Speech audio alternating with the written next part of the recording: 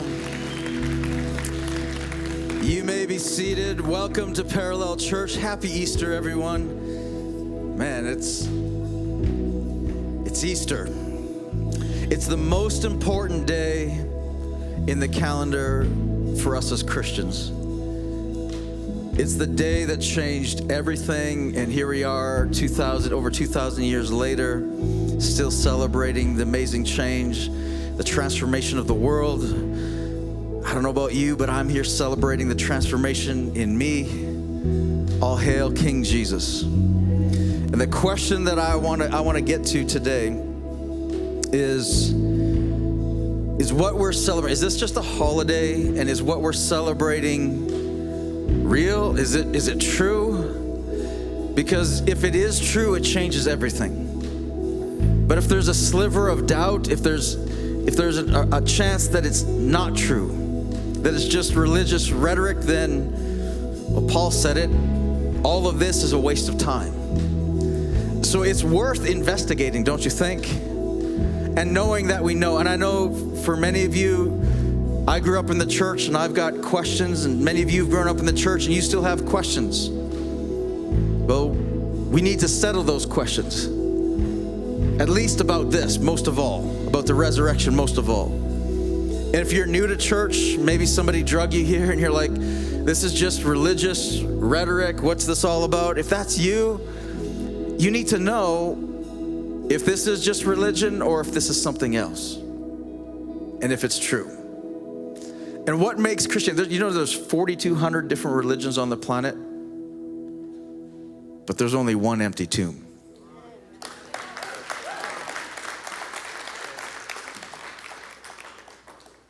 And what makes Christianity different?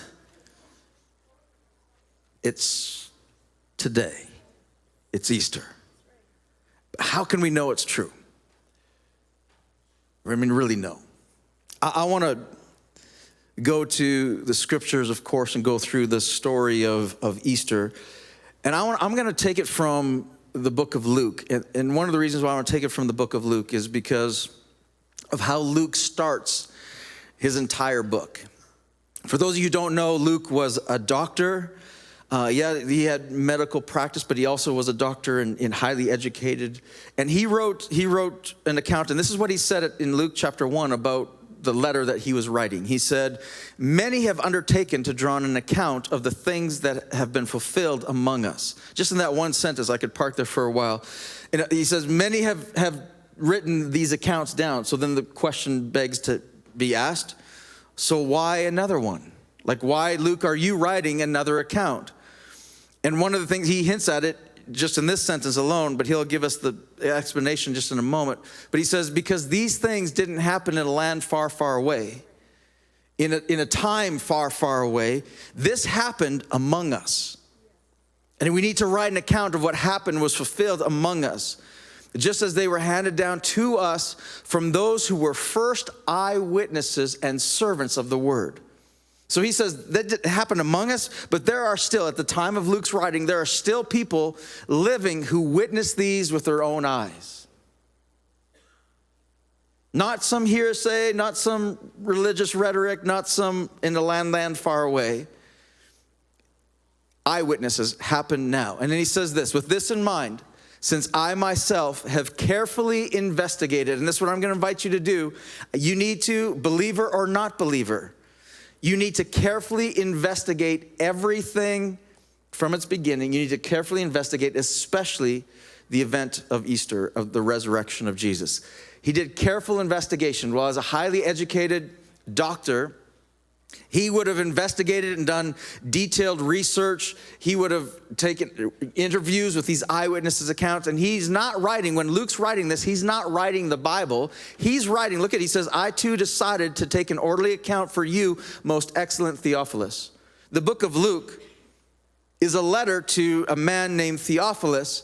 For why? So that you may know the certainty.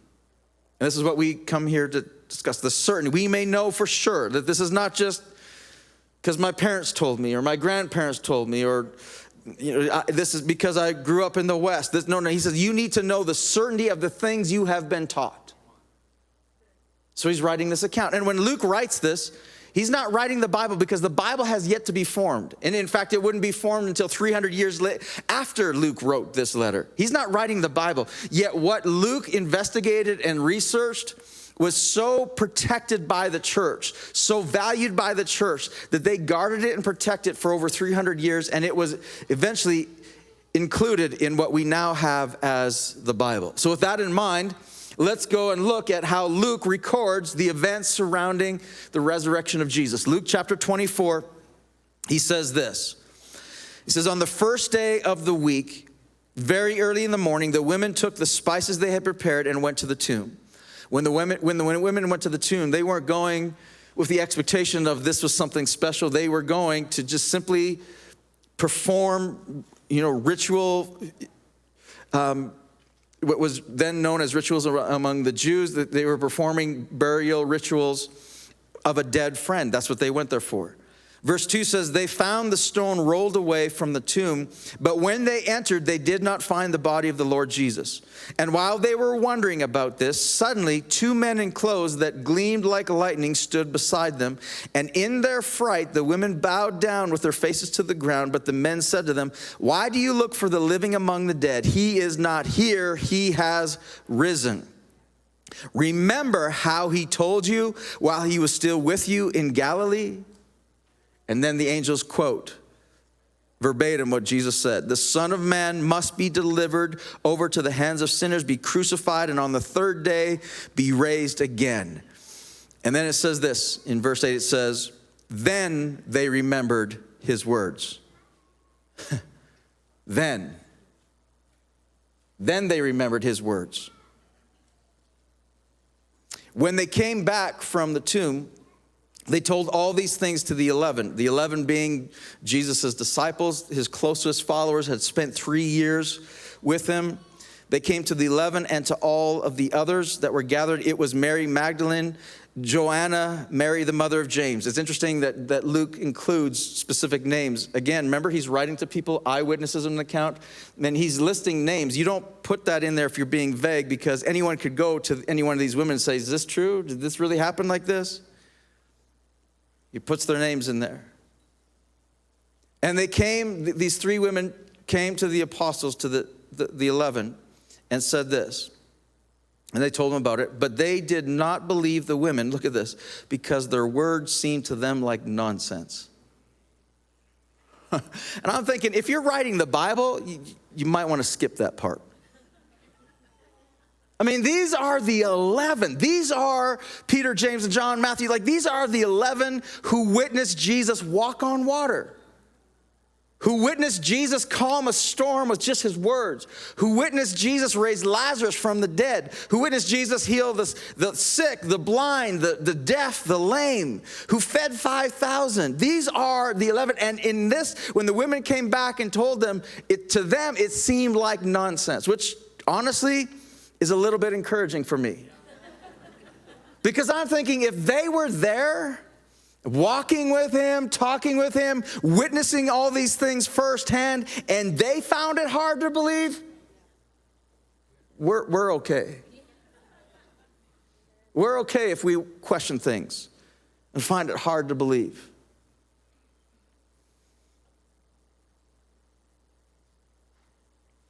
Peter, however, got up and ran to the tomb. Bending over, he saw the strips of linen lying by themselves, and he went away, wondering to himself what had happened. Peter, St. Peter's Basilica, that Peter, left the empty tomb wondering what happened. If you're writing the Bible, you might skip that part. I'm thinking Peter's telling Luke all that went on, and Luke's writing down. He's like, do you have to include that? We can just skip that part. Luke continues on. He says, now the same day, two of the disciples of the inner circle, were going to a village called Emmaus, about 7 miles from Jerusalem. And they were talking with each other about everything that had happened. And as they talked and discussed these things with each other, Jesus himself came up and walked along with them, but they were kept from recognizing him. Interesting. And Jesus asked them, "What are you discussing together as you walk along?" And they stood still, their faces downcast.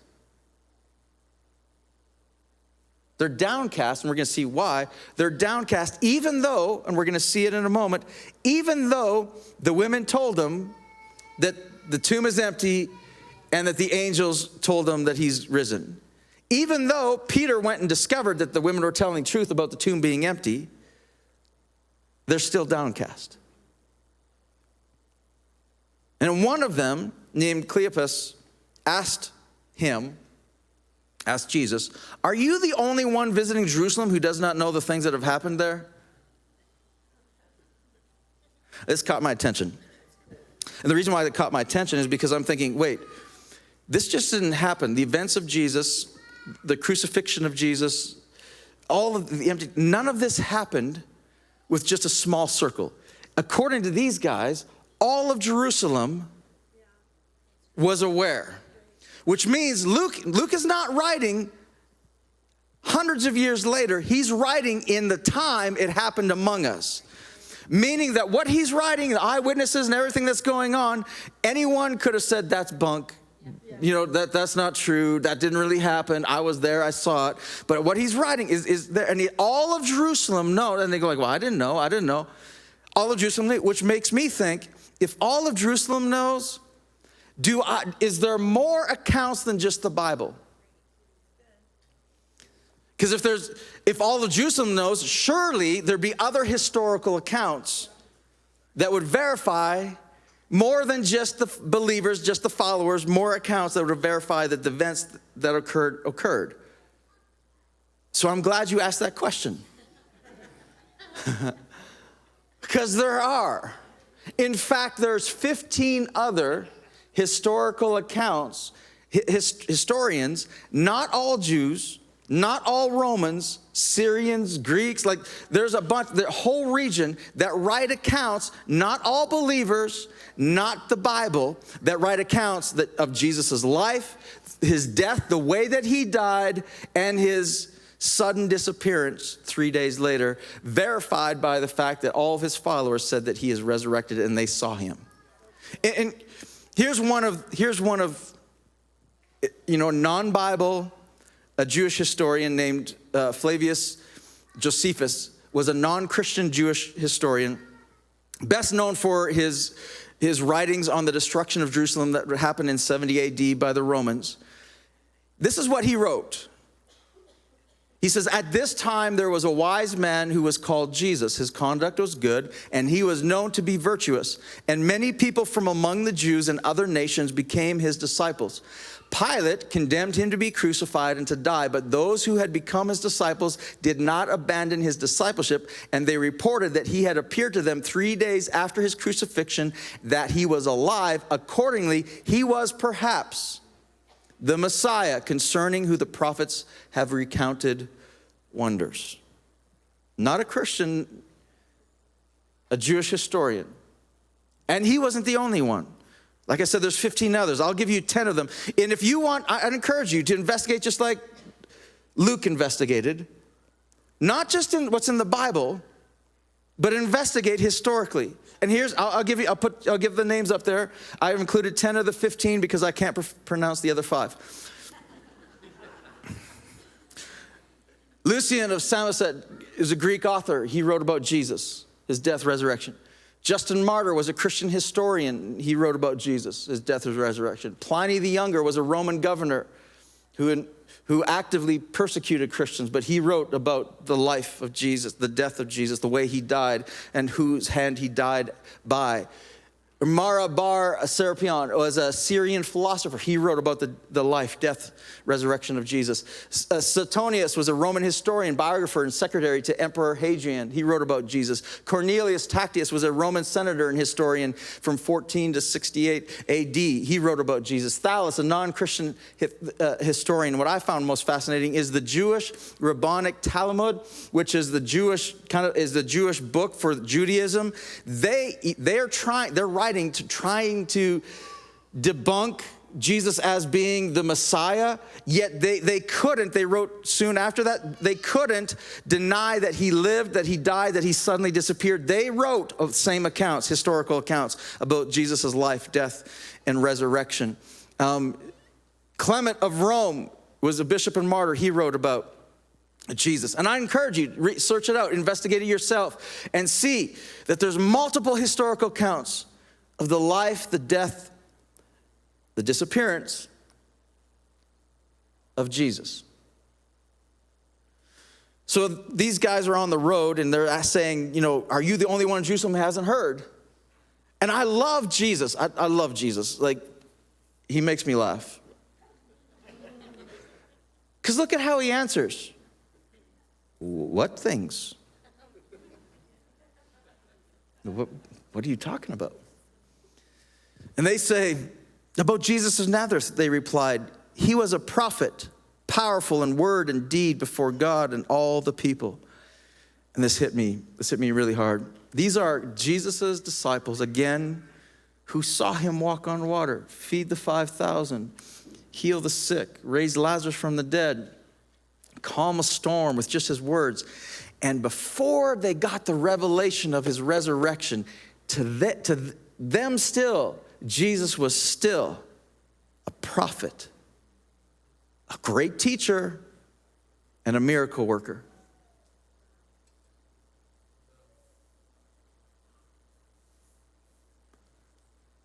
They go on, they say the chief priests and our rulers handed him over to be sentenced to death, and they crucified him. And I love this, but we had hoped he was the one. That's why their faces were downcast. We had hoped. We had hoped he was the one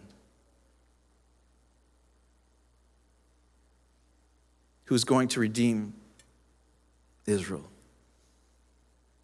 And what is more, it's the third day since all this took place. In addition, some of our women amazed us, and they went down to the tomb early this morning, but didn't find his body. See, they were not unaware of the women, what they had discovered. And they came and told us we had seen visions of angels who said he was alive. Then some of our companions, Peter and John, this is not just this is Peter and John, went to the tomb and found it was as the woman had said, but they did not see Jesus. And he said to them, look at Jesus' response. He says to them, how foolish you are. Not because you didn't believe him, but look at, he says, how foolish you are and how slow to believe all that the prophets have spoken. And he's talking to them as Jewish men of all the things that they had read in here. And so what does he do? He says, did not the Messiah have to suffer these things and enter his glory? And he began to explain, he beginning with Moses and all the prophets, explained to them what was said in the scriptures concerning himself. And I think he would have quoted things like Isaiah. He was wounded for our transgressions. He was bruised for our iniquities. The chastisement of our sins were upon him, and by his stripes we are healed. He would have mentioned David, who said that he's a man of sorrows, accounted with grief. He would have mentioned Ezekiel, saying that when the dry bones live, you will know he is the Lord.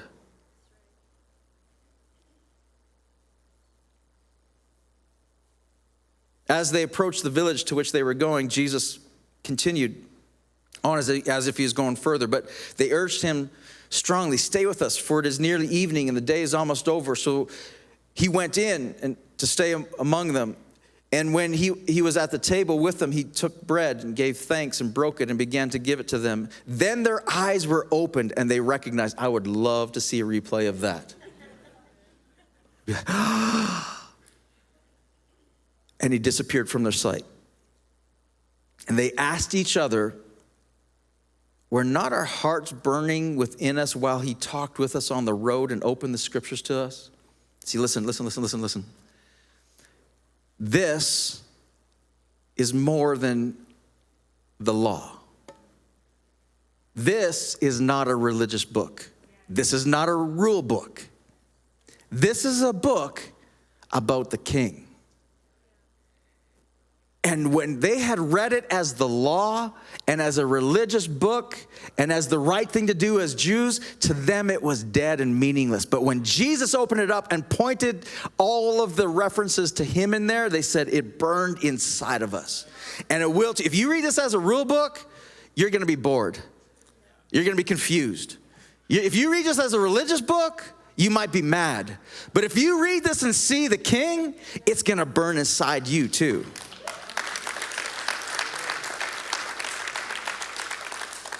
And then they got up and returned at once to Jerusalem. 7 miles. They ran back at nighttime. This is not safe.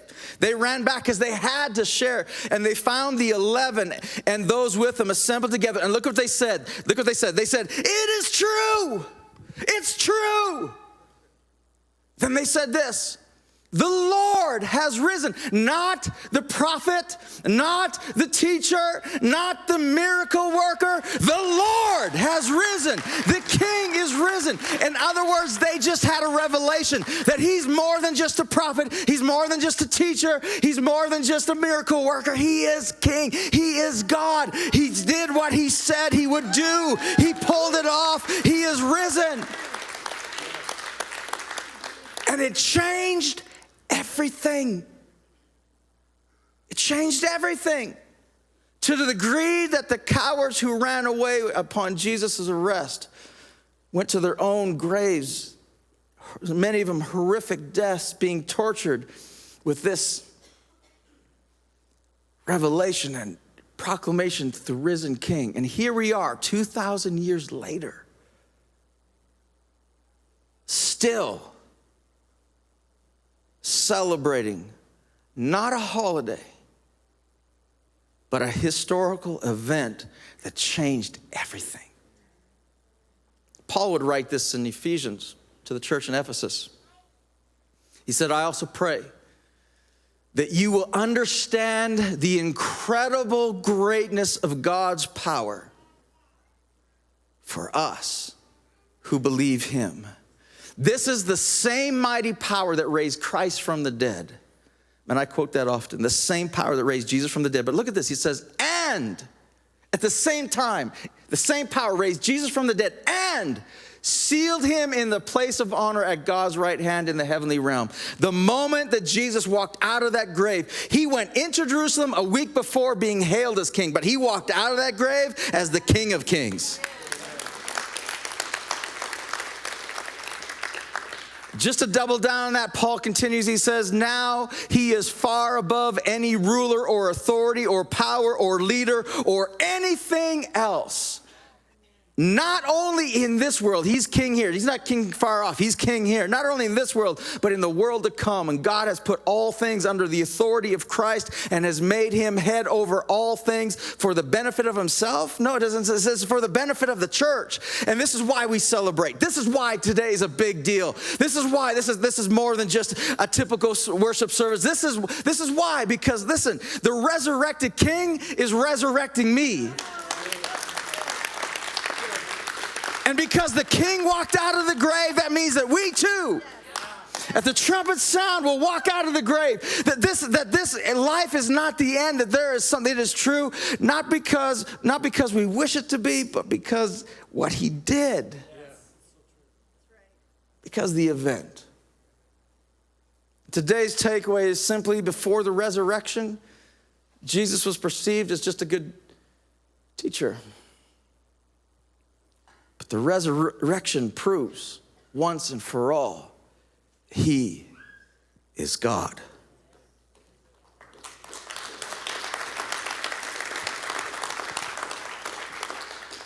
So my challenge to you is you need to know. You need to investigate thoroughly. You don't need to believe all of the Bible. You don't need to agree with all of the Bible. You don't need to like his church or believe what his church stands for or against. All you need to believe, all you need to know for certain is, did he really walk out of that grave? Is the resurrection true? Because if it is, that changes everything. Paul said it. He says, if Christ's not raised, if it didn't happen, this is all worthless. It's futile. And you are still in your sins. Which that means, that's Bible speak for that this life is the end. That we're gonna have to pay yourself. But if he did walk out of that grave, if he did, then he is king. And if he did walk out of that grave, I'm forgiven. And I can walk out too.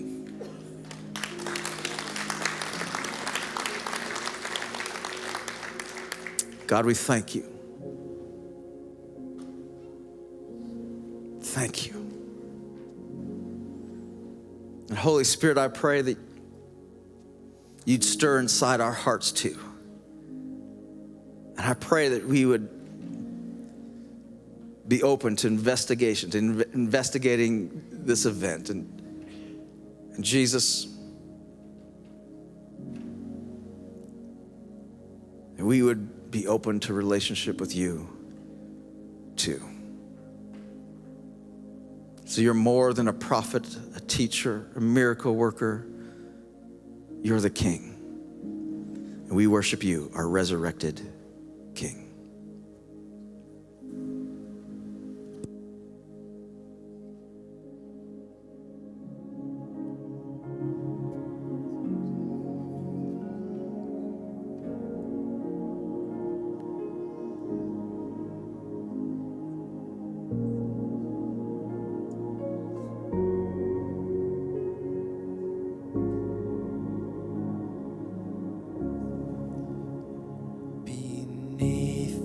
Unsettled skies, creation held its breath.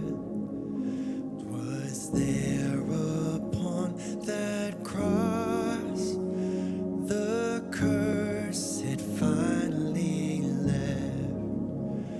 Amidst the broken hope of those who once had faith, you reconciled the lost, the sinners and the saints. We lift our praise, oh Lord our God, who saved us from the grave.